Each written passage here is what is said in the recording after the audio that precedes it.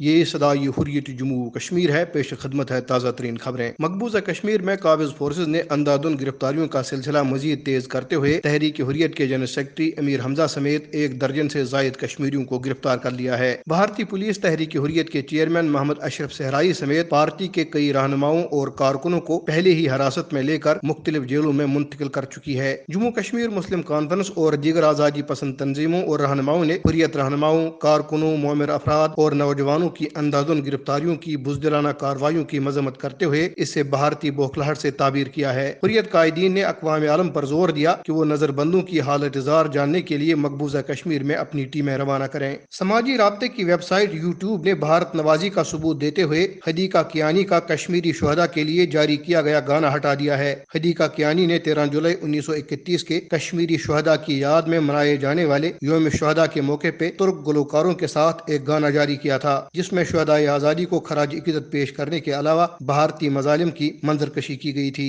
مقبوضہ کشمیر میں بڑے پیمانے پر فوجی موجودگی، مسلسل خوف و دہشت، بھارتی فوج کے ظلم و جبر، خصوصاً جسمانی، ذہنی اور جنسی تشدد کے نتیجے میں لوگوں کی ذہنی صحت شدید متاثر ہوئی ہے۔ طبی ماہرین کے مطابق اس وقت 18 لاکھ افراد نفسیاتی مسائل اور ذہنی تناؤ کا شکار ہیں، جبکہ گٹھن کے ماحول کی وجہ سے ذہنی امراض میں مسلسل اضافہ ہو رہا ہے۔ پاکستان نے مسئلہ کشمیر کو پھر ایک بار فلیش پوائنٹ قرار دیتے ہوئے اس کے دیرپا اور آبرومندانہ حل پر زور دیا ہے۔ اس کے ساتھ ہی خبریں ختم ہوئی۔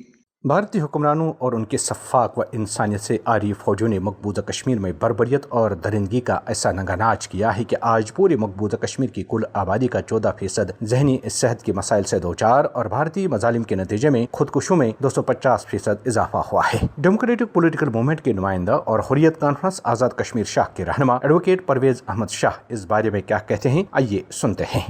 مقبوضہ جموں کشمیر میں پچھلے 73 سالوں سے بالعموم اور پچھلے 30 سال سے بالخصوص بھارتی مظالم کا سلسلہ جاری ہے۔ اس عرصے میں بھارت نے مقبوضہ کشمیر میں 1 لاکھ سے زائد انسانوں کا قتل عام کیا ہے اور ہزاروں نوجوان لاپتہ ہیں۔ اربوں روپے کی املاک کو خاکستر کیا۔ ان مظالم نے نہ صرف کشمیری عوام کی معیشت، معاشرت بلکہ ان کی صحت پر برے اثرات ڈالے ہیں۔ کشمیر کی 1/4 آبادی اس وقت ٹروما اور سائیکولوجیکل سنڈروم میں مبتلا ہے۔ کشمیر کی خواتین جن کے لخت جگر اس تحریک میں شہید کیے گئے اور ان بچوں کے والدین جو مختلف عقوبت خانوں میں مقید ہیں، ایک کرب کی زندگی گزار رہے ہیں، اپنے بچوں کے مستقبل کے حوالے سے بہت زیادہ پریشان ہیں۔ مقبوضہ جموں کشمیر میں صحت کا شعبہ بھارت نے ہمیشہ نظر انداز کیا ہے۔ کووڈ-19 کو اگر ہم دیکھیں، جب دنیا میں پوری دنیا اس وقت کووڈ کے کرو کو فلیٹن کرنا چاہتی ہے، مقبوضہ کشمیر میں اس وقت بھی ظلم و ستم جاری ہے۔ مقبوضہ جموں کشمیر میں 69,000 کشمیریوں کے لیے 1 ڈاکٹر، 80,000 کشمیریوں کے لیے 1 وینٹیلیٹر، مگر حالات کی ستم ذریع بھی دیکھے کہ 9 کشمیریوں کے لیے 1 بھارتی فوجی بندوق تانے کھڑا ہے۔